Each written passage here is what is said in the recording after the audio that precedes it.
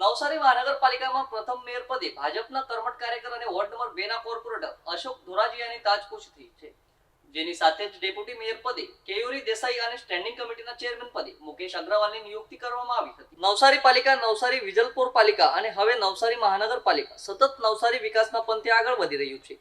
નવસારી મહાનગરપાલિકા જાહેર થયાના 14 મહિને ચૂંટણી યોજાઈ હતી, જેમાં ભાજપે 13 વોર્ડની 52 બેઠકોમાંથી 50 બેઠકો પર જીત મેળવી મહાનગરપાલિકામાં ભગવો લહેરાવ્યો હતો. ત્યારે આજે મહાનગરપાલિકાના મેયર અને ડેપ્યુટી મેયરની ચૂંટણી મહાપાલિકાના ટાઉન હોલ ખાતે યોજાઈ, જેમાં નવસારી મહાનગરપાલિકાના પ્રથમ મેયર પદે 42 વર્ષોથી ભાજપના કર્મઠ કાર્યકર, સંગઠનાત્મક વ્યૂહરચનાકાર અને ચૂંટણીના રણનીતિકાર એવા વોર્ડ નંબર 2 માંથી કોર્પોરેટર અશોક ધોરાજીયાની બિનહરીફ નિયુક્તિ કરવામાં આવી હતી. જ્યારે મહાનગરપાલિકાના ડેપ્યુટી મેયર પદે વોર્ડ નંબર 1 ના કેયુર દેસાઈ, સ્ટેન્ડિંગ કમિટીના ચેરમેન પદે મુકેશ અગ્રવાલ અને દંડક તરીકે રાકેશ પટેલની વરણી કરવામાં આવી હતી.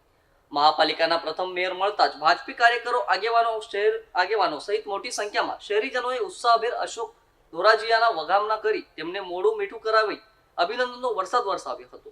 મેયર તરીકે જાહેર થતા જ અશોક ધોરાજીયાએ શહેરની વર્ષો જૂની સમસ્યાઓના સમાધાન ઉપર ફોકસ કરાવવાની તૈયારી દર્શાવી છે.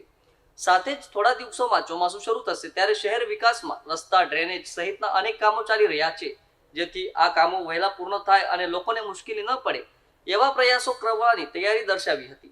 ભારતીય જનતા પાર્ટી દ્વારા જે અમારું આજે બોર્ડ બન્યું છે, અમારા લોકો ચૂંટાઈને આવ્યા છે. વર્ષોથી શહેરીજનોની માંગ હતી નવસારીને મહાનગર બનાવવાની.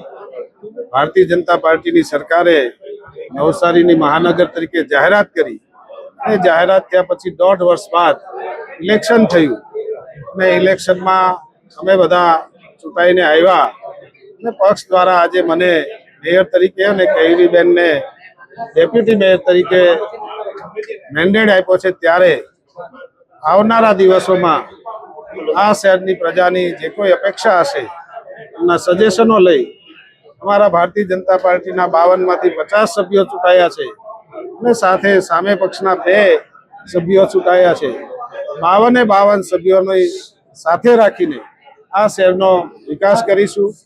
ગુજરાત સરકાર ભાજપની છે, કેન્દ્ર સરકાર ભાજપની છે અને પૂરતા પ્રમાણમાં સરકારે બજેટ પણ ફાળવ્યું છે અને જરૂર લાગશે તો આવનારા દિવસોમાં કેન્દ્ર સરકાર અને ગુજરાત સરકારમાં રજૂઆત કરીને આ શહેરની જે શહેરીજનોની અપેક્ષા છે એ અમે બધા સાથે મળીને ટીમ વર્ક કરીને પરિપૂર્ણ કરીશું.